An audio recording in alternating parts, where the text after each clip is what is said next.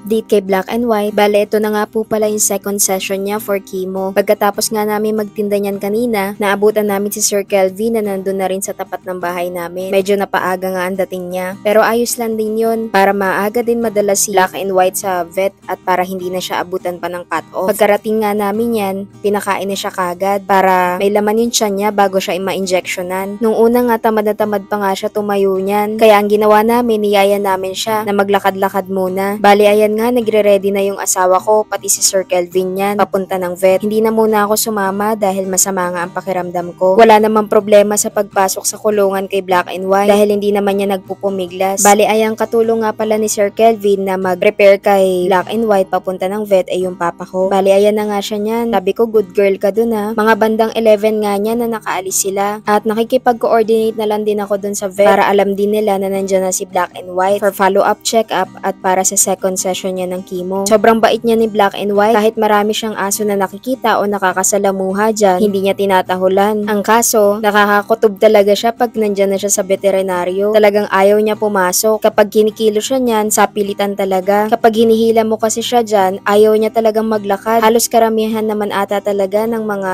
aso at pusa kapag nasa veterinaryo, alam na alam nila eh. At ayan na nga, chine-check up na siya ulit ng mga doktor. At tulad nga ng sinabi ko, madali lang yung chemo niya dahil ini-inject lang yon, parang bakuna lang. Pero mataas talaga yung dosage na tinuturok sa kanya. Diretso yun sa ugat niya. Kaya ayan, todo himas talaga sila sa kanya kapag i-injectionan na siya. Dahil tulad nga ng sinabi ng doktor, sakit yan para sa kanila, lalo na diretso sa ugat. At ang good news nga, sabi ng doktor, malaki na rin daw ang improvement ni Black and White. At kahit kami din naman, napansin namin na yung sugat niya sa likod, hindi na ganun kabasa o hindi na dumudugo at medyo lumiit na rin talaga kumpara sa dating itsura nun na grabe. Pero ngayon, kahit papano, umeepekto talaga sa kanya yung chemo. At naniniwala ako na kung tuloy-tuloy lang talaga tong chemo niya, talagang liliit at liliit yung sugat niya na yon. Mabuti na nga lang din at good girl itong si Black and White dahil nakiki-cooperate siya sa amin. Hindi siya mahirap painumin ng gamot tulad nga ngayon, hindi tulad ng iba na kapag nasa vet, di ba nagwawala. Siya kahit papano na handle namin siya. At kapag nandyan nga siya sa scenario na yan, kapag tuturukan siya, naawa din talaga ako kasi talagang napapaiyak siya. Pero ganun pa man, para sa kanya naman lahat yan. Tuloy-tuloy pa rin talaga ang chemo niya. At ayan, tapos na siya sa pangalawang session niya. Good job naman talaga. Bale, tinext ko na nga din yung asawa ko niyan. Nakalista talaga yung mga dapat niyang tanongin sa doktor para wala siyang makalimutan. At yung mga bilin ko na mga dapat pang itanong. At yung mga bilin ko kung pwede na ba siya paliguan. At kung itutuloy pa ba yung mga gamot na iba para mabili na rin namin. At ang sabi nga ng doktor, tuloy-tuloy pa rin talaga yung mga gamot na iniinom niya. May iba kasi siyang gamot doon na good for 1 month talaga na dapat niyang ubusin. Kasi bukod dito sa tumor niya, tinitreat din namin yung blood parasite niya, tsaka yung pagiging anemic niya. At para mabawasan na rin yung infection niya sa katawan. Kaya salamat sa Diyos dahil hindi niya pinapabayaan si Black and White. At salamat din po sa lahat ng sumusuporta sa amin. Salamat po sa lahat ng nanonood.